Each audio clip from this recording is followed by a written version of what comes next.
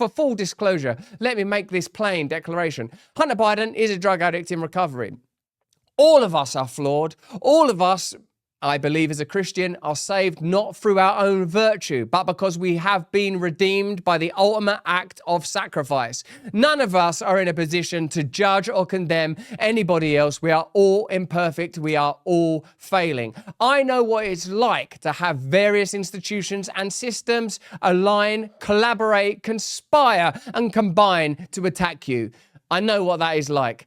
We are living at a time where we're questioning whether or not we can rely on the judiciary. Can we? When Donald Trump is found guilty, how do you feel? Is it possible that the guilty verdict given in the case of Hunter Biden is used to verify the veracity of the Trump conviction? See, justice is blind. Donald Trump's guilty, Hunter Biden's guilty. But what is Hunter Biden guilty of?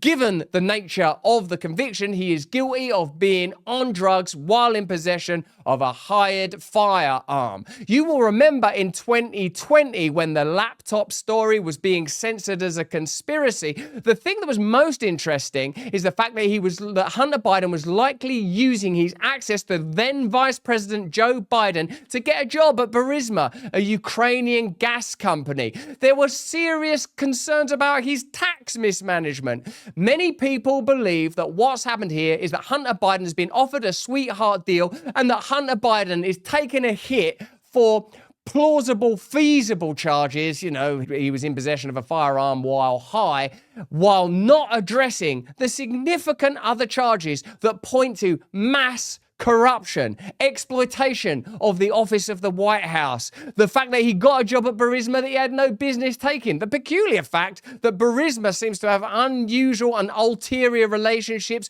with various agencies within your country. I feel like what we have to look at and what we're going to look at is, does this conviction show us that justice is blind or the opposite? Is this a distraction from the more serious charges that seem to have been omitted? And is the fact that evidence from the laptop has been used by the prosecution in this trial a further endorsement of the idea that the censorship of that story was election interfering? Was it election interfering? Let me know what you think. Let's have a look, though, at how the legacy media report on this story. Again, I'm very sympathetic to the idea that Hunter Biden's an addict in recovery. All addicts in recovery should have the opportunity for redemption and the opportunity to change. But is this really about that? Or is this about what he's not being convicted of or even charged with? Because those charges would lead us all the way to the White House and into a fair analysis of the degree of corruption within those institutions. Let's have a look at the legacy media reporting first of all. Hunter Biden is now a convicted felon. It took a Delaware jury less than 3 hours to find the president's son guilty on all 3 felony gun charges, deciding he violated laws meant to prevent those who use and are addicted to illegal drugs from owning firearms. Multiple jurors spoke to CNN in the moments after they left court, including juror number 10, who told CNN that the jury had been evenly split last night when they wrapped for the day, with 6 guilty, 6 not guilty. But this morning, jurors went count by count and unanimously decided Hunter Biden was, in fact, guilty on all 3 counts. Hunter Biden responded to the verdict in a written statement saying, quote, "I am more grateful today for the love and support I experienced this last week from his wife, Melissa, my family, my friends, and my community than I am disappointed by the outcome. Recovery is possible by the grace of God, and I am blessed to experience that gift one day at a time," unquote. Hunter Biden now faces, theoretically, up to 25 years in prison. So the rhetoric around recovery is encouraging to hear, but over here in the Awake and Wonder chat, a lot of people are talking about human trafficking. A lot of you are talking about election interference. A lot of you are talking about the censorship that took place in 2020. Censoring this story at a time where people were making up their mind as to whether or not they could trust Joe Biden, whether or not Joe Biden was indeed, as he was claiming at the time, an adult that was going to reboot American democracy, that was going to reset what were regarded and reported to be the travesties of the Trump administration.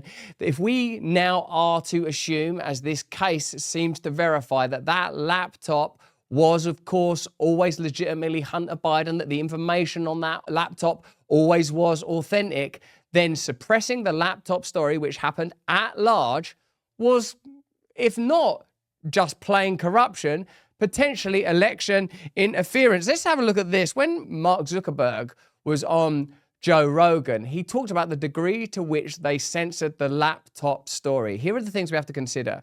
How important was the laptop story, Hunter Biden's exploitation of his relationship with his father, the fact that it seems to indicate that Joe Biden had business interests and potential kickbacks that are pretty peculiar, pretty off-book, pretty dark. How significant is that? How easy does it make it to believe that he's a authentic and reliable, safe pair of hands president, particularly when you see him now, when you see him in the state of decline that he's in? And how important was it that that story was censored? And then we'll look at some of the charges that are not included, the fact that this might be regarded more as a smokescreen than a victory for justice. The distribution on Facebook was decreased, but people were still allowed to share it. So you could still share it, you could still consume it.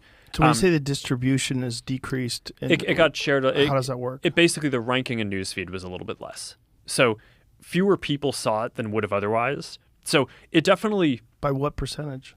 I don't know off the top of my head, but it's meaningful. But I mean, but basically, a lot of people were still able to share it. We got a lot of complaints that was the case. Obviously this is a hyper-political issue, so depending on what side of the political spectrum, you either think we didn't censor it enough or censored it way too much. But we weren't sort of as black and white about it as Twitter. We just kind of thought, hey, look, if the FBI, which I still view as a legitimate institution in this country, it's like very professional law enforcement, if they come to us and tell us that we need to be on guard about something, then I want to take that seriously. Did they specifically say you need to be on guard about that story? No, I don't remember if it was that specifically, but it basically fit the pattern. The sense I get from looking at this is that the Hunter Biden matter, the laptop, the various charges, the charges that have been pursued to conviction and the charges that have been dropped and ignored as part of a sweetheart deal are a good way of diagnosing the state of the institutions that make up an apparent democracy. It's a clear indication that we're living in times of widespread censorship and widespread corruption. The idea that this is put before us as an example of how we can rely on the judiciary is pretty ridiculous. Let's have a look at this post from Greg Price. Hunter Biden being convicted of a firearms charge is the ultimate red herring of red herrings. The DOJ allowed the statute of limitations to expire in his most serious tax charges, buried evidence of the Biden's foreign bribery allegations, and attempted to give Hunter a sweetheart deal with broad immunity.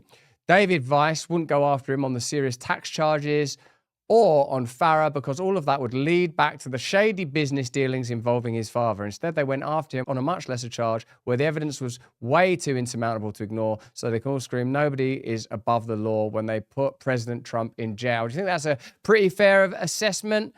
Hey, this is exciting. We've got a great partner today. It's Rumble. But beyond Rumble, it's Rumble's latest venture. Let me ask you first, are you a Sleepy Joe type character with zero cognitive performance, struggling to muster focus and brain power for basic things like running the United States of America? You've got to stop drinking woke liberal coffee that hates you and your way of life and start your day by drinking Rumble's very own 1775 coffee. This is going to be the best tasting coffee you've ever had. Seriously good, ethically sourced from a family farm in the high altitude mountains of Bolivia. Not in the Bolivian lowlands run not by a family but by a single man still living with a pet. No! Instead of waking up and drinking your big corporation owned woke ideology coffee that's probably making you sick from the pesticides it's sprayed with, try Rumble's 1775 revolutionary coffee. Support freedom of speech. Build a parallel economy that actually values you and loves you. My favourite? It's dark, of course. I've always found the lure of the dark irresistible. I'm sorry, how can I stay mad at you? But you're just going to have to wait over there for a little while. Level up your morning routine with a 1775 coffee. Sleep all night knowing your hard-earned dollary dues are going towards supporting freedom-loving creators like me on Rumble. Visit 1775coffee.com now, pick up your first bag, use the code BRAND to save 10% on your first order. Oh, come on. Why choose, Okay, back to the content. Did you see this from Glenn Greenwald on the subject? A major prong of Hunter's prosecution where the docs from his laptop, the one the New York Post used to report on Biden's sketchy deals and Ukraine in China. Thus, the jury accepted their obvious authenticity. Yet, look at the lies the US media spread about those in 2020 to protect Biden. So here are the things I'm starting to take from this. They knew that laptop was authentic and censored it in 2020 because they knew that it would unfavorably impact the election. 2, the most serious offenses have been extracted. 3, they're using this to try to legitimize the idea that the justice system is reliable. If, because this seems to be a phenomenon of recent times, you've already forgotten how hysterical the legacy media reporting was at that time, that the laptop story was Russian misinformation, we were pre-bunked. That story was pre-bunked, and we were prepped to discredit the idea of the Hunter Biden laptop, which we now know was authentic, was always authentic. So what we can discern from that, what we can extrapolate from that, is that censoring that story in 2020 was meaningful and significant. Even Mark Zuckerberg used the word meaningful, that they repressed, shadow banned, controlled that story in a meaningful way. What is the meaning? The meaning is it prevented people from having a fair ability to assess Hunter Biden's business dealings, his relationship with Joe Biden. Let's have a look at how that was reported on at the time. Because sometimes, as with COVID, we forget how much propaganda we're subjected to. Let's have a look. Tonight, the Trump campaign is accusing Twitter and Facebook of censorship after the social media companies blocked the spread of an unverified story about former Vice President Joe Biden's son and a laptop allegedly full of his old emails. It's a story raising concerns about whether it's real or just designed to sow confusion in the final weeks of the election. Experts say it has all the hallmarks of information laundering. This looks like your classic disinformation campaign. Eric O'Neill is a former FBI operative. Steal the information with a cyber attack, get the emails from Hunter Biden's account, and then put them on these laptops that are left at a repair store. And that's how the information is now laundered into the public. Who do you think is behind this? Well, the Russians would be my number one guess. Social media outlets were quick to limit the spread of the story. Twitter briefly suspending the accounts of the Trump campaign and White House press secretary after they tried to share it. Twitter and Facebook have limited the distribution of that Hunter Biden story. And last night, Twitter appeared to suspend the Twitter account of White House press secretary Kayleigh McEnany when she tried to share that story. Damn. You know a story is shady when Facebook is saying, whoa, whoa, whoa, whoa.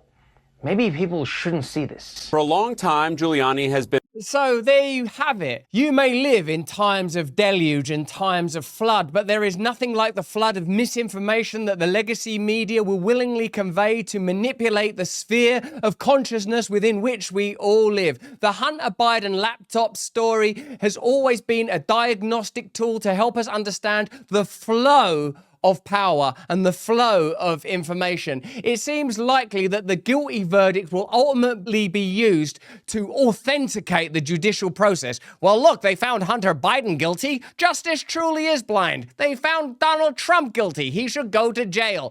When you see dear Joe Biden frozen in a rictus moment, immobile and staring at a Juneteenth celebration, you are being told everything you need to know. That this system is no longer progressing. It is stagnating. It is in senescence and it is deep within decline. This story, the Hunter Biden conviction, will be used as a smokescreen and a distraction. The questions that we have to continually ask is, why were the tax charges not pursued? Why were the business dealings not investigated further? And the obvious answer to those questions would seem to be is that those lines of investigation reveal a deeper type of corruption that leads to the heart of power. That Joe Biden, perhaps when he was vice president, was capable of serious corruption, capable of hypocrisy, when now he seems capable of very little. So is the Hunter Biden guilty verdict an indication that we can rely on the judicial system? No, it's the opposite. That the judiciary, like the media, like various other institutions, are simply an arsenal of weaponry deployed to meet the objectives of the powerful. But that's just what I think. Why don't you let me know what you think in the comments and the chat? Hey, thanks for watching. If you want to see more uncensored content where free speech can flourish, join our live stream. Click the link right here to watch the next video if you want to, or become a member of a growing movement. Download the Rumble app and you'll be informed every time we make a new piece of content. Stay free.